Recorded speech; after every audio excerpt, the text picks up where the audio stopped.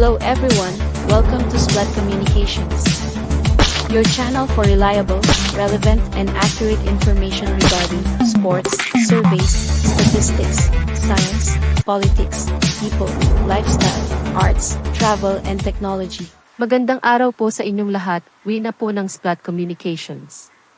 Ang video po nating itatanghal ay ukol di umano sa tunay na pagkatao ng toxic na vlogger na si Maharlika. In the spirit of fair play, we are not showing her face dahil di naman binanggit ang kanyang tunay na pangalan.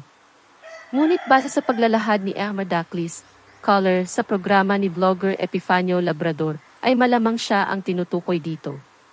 Hindi po kami magpapataw ng kahit anong panghuhusga sa kay Maharlika ukol sa babanggitin ng caller. Nasa inyo na po kung kayo ay maniniwala o hindi. Ano man ang pinanggalingan ng isang tao, o ano man ang nakaraan, ay hindi mahalaga. Mas mahalaga kung ano siya sa pangkasalukuyan at yan po ang ating bibigyang komento mamaya sa dulo ng video. Munting paalala lamang po. Please subscribe, follow, like, comment and share this video. Also, please don't skip ads. Thank you. Siya ho si Maharlika. Kagabi ho kasi, mga lamal ko mga kababa, may tumawag ho kasi sa akin. At yun nga, nakwenta niya sa akin yung kung ano ba talaga itong si Maharlika. Nagulat ho ako sa mga sinabi niya. Ito ay taga Cebu din, ano rin ho ni Maharlika, kababayan niya. Siya po si Mark Daclis. So, susubukan ho nating tawagan. Si Maharlika.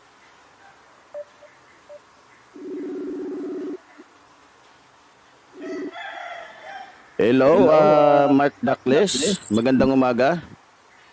Magandang umaga naman po, sir.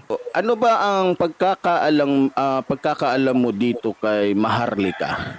Ano ba? Sino ba siya at ano ba siya? At paano mo siya nakilala? Nakilala ko yan, sir.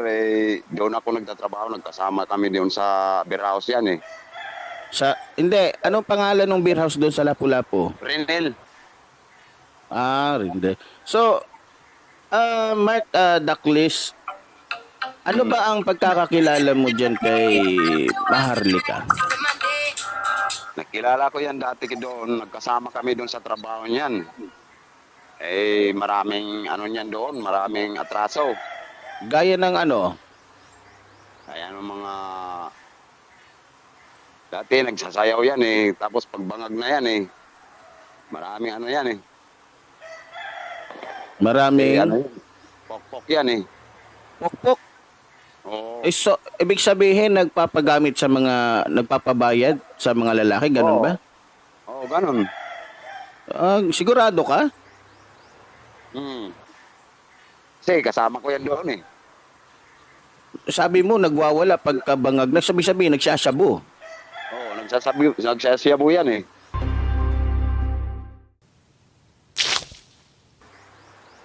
Ano pa yung dapat naming malaman tungkol sa kanya?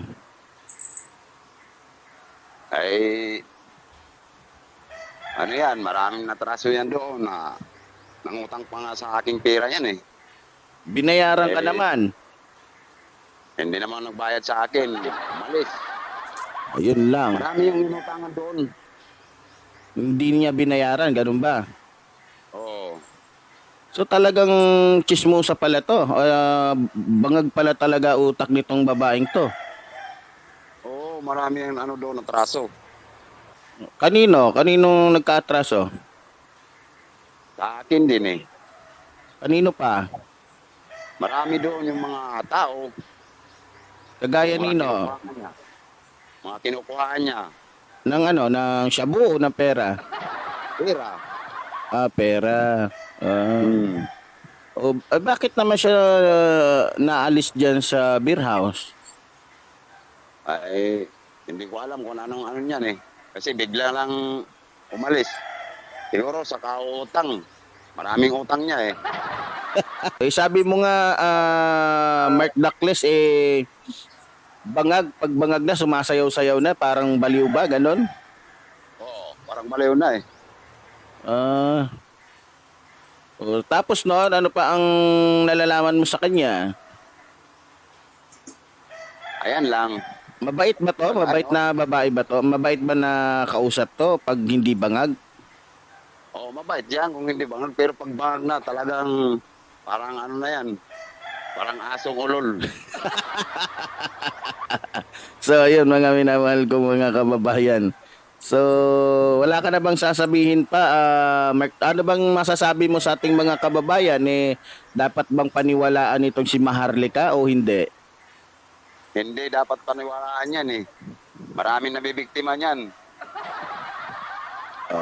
Ayun mga kababayan, mismong taga Cebu na ho mismo, kababayan pa ni Maharlika ha, ang nagsasabi. Kaya mga kababayan, so kapatid na Mark Daclis, maraming salamat sa iyo at maayong Pasko tuloy. Happy New Year, nabubulol tuloy ako. Happy New Year.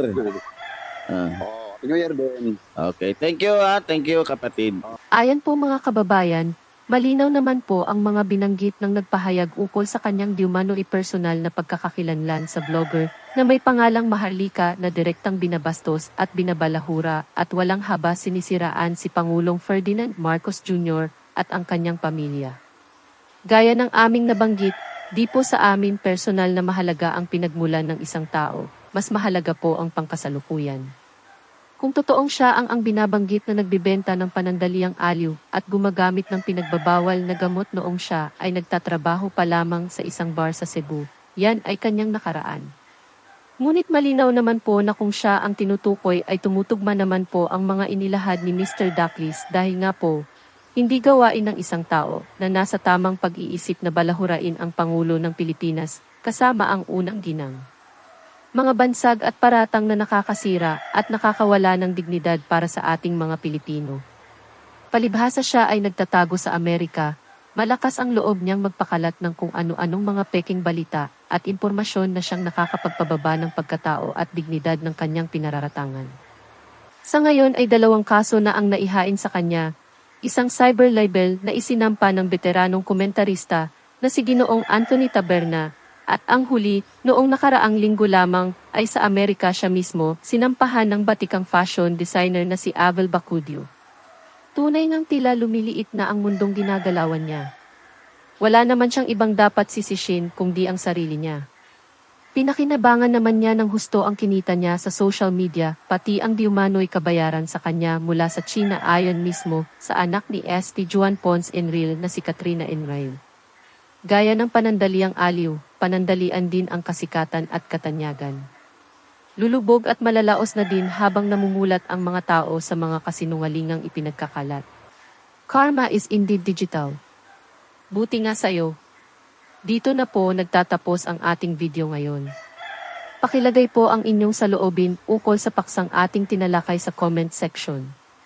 Huwag pong kakalimutan na i-like at share ang video, lalong-lalo na po ang pag-subscribe at pag-hit ng notification bell. Hanggang sa susunod po. Wina po ulit. Stay safe.